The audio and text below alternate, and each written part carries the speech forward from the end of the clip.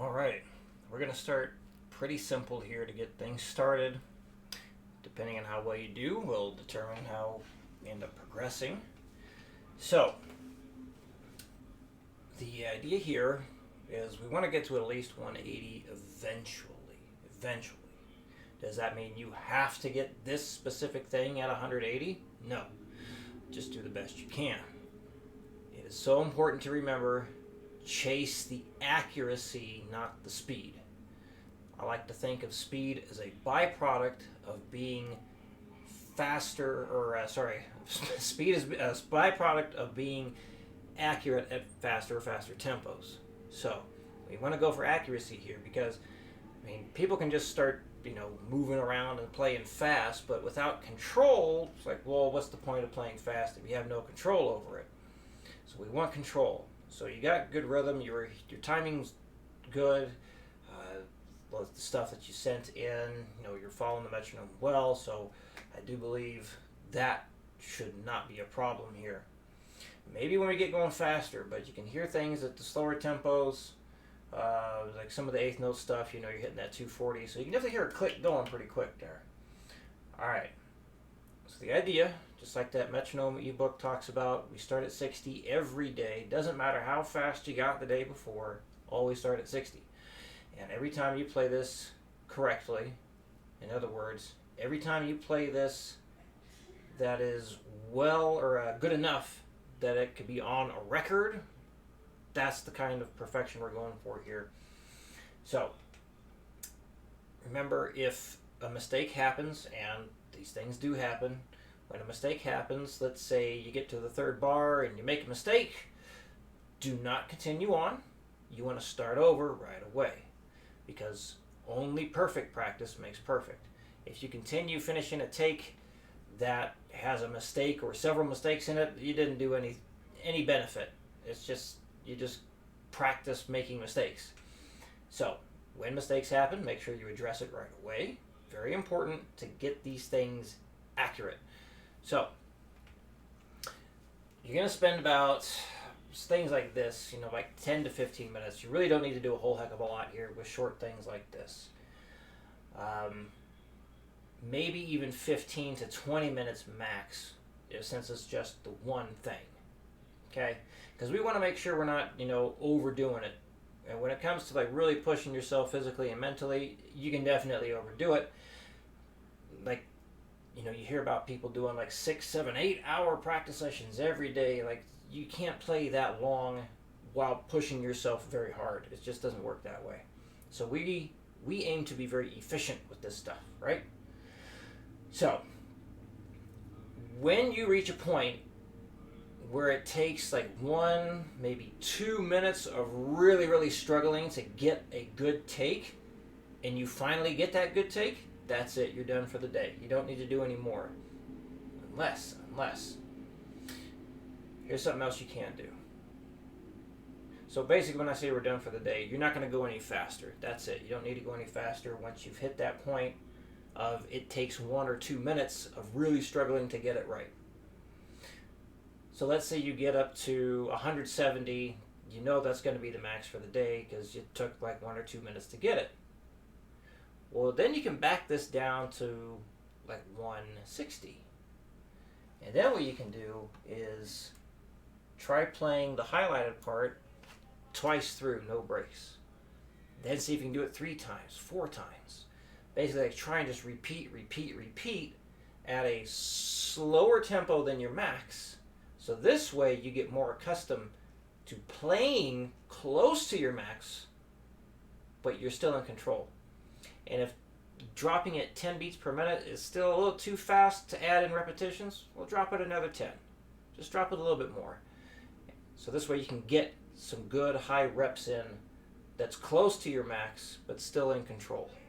So that's a really good way to finish your practice sessions. You max out, and then you drop it a little bit, add in some repetitions for a minute or so. I would say no more than 5 minutes of trying to throw in repetitions. So you can look at it this way. You're going to spend about 10 minutes getting it as fast as you can, and then 5 minutes adding in repetitions. If you max out in less than 10 minutes, that's fine. I would say after 15 minutes, if you still think you can keep going, you might want to wrap it up anyway, because we don't want to spend 5 minutes to get an extra 5 beats per minute. That's overkill. So that's why I say, if it takes you 1 to 2 minutes to finally get one more good take, that's it. You don't need to push any faster for that day. All right, demonstration time. And remember, before I demo, your picking technique will change as you go faster. Let it change.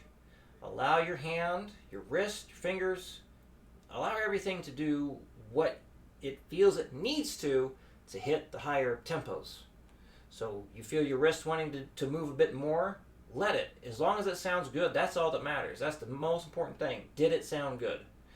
So when your wrist wants to move a bit more, let it. If your elbow wants to start moving a bit more, let it. You get to a point where it's just like you're really struggling to get the speed. Try positioning your pick a little bit different. Maybe tilt your arm this way, tilt it that way, use a bit more elbow. Just experiment a little bit as you go faster and faster. Just remember, as long as it sounds good, that's the most important thing. Even if it looks completely different from what somebody else would do, who cares? Because if you're playing it the way you want it to sound, that's the most important thing. All right, I think that's enough talking about how we're going to do these things. Let's get to playing. 60 beats per minute. I'm just going to demo this at some various speeds so you have comparison. So I'm not going up in fives. This would be a very long video, or like a 10-minute video. Anyway, here we go. It's almost 10 minutes long. 60. 1, 2, 3, 4.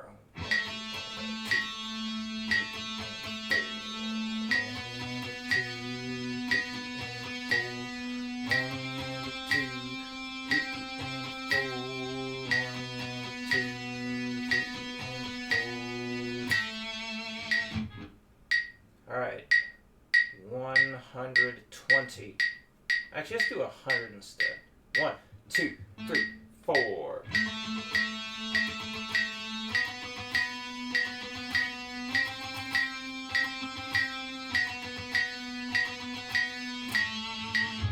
Under 40. 1, 2, 1, 2, 3, 4.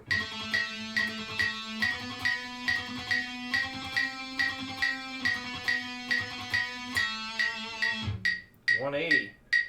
1, 2, 1, 2, 3, 4.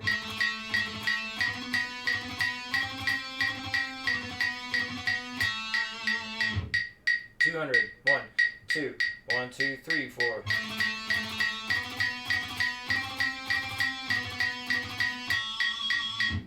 220. 1, 2, 1, 2, 3, 4.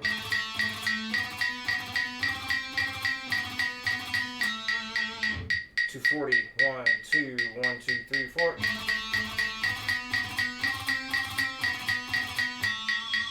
260. 1, 2, 1, 2, 3, 4.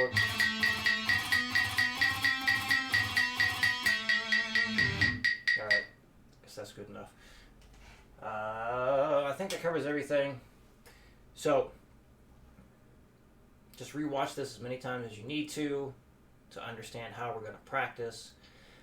So when you send in your video, what I want you to do, easiest thing, just record the whole practice session.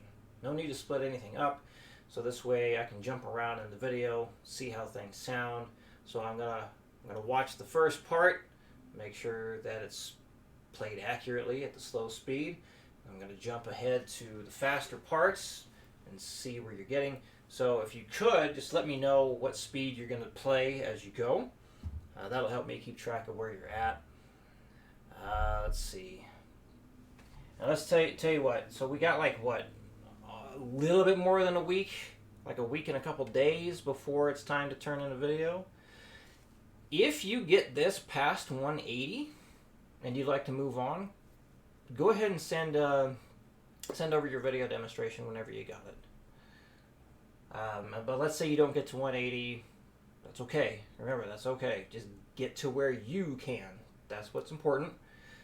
And then you're just turning in the video by midnight, basically. 11:59 p.m. Wednesday night, my time. and then just submit what you got. So if you have any questions, please let me know, and I will see you in your video.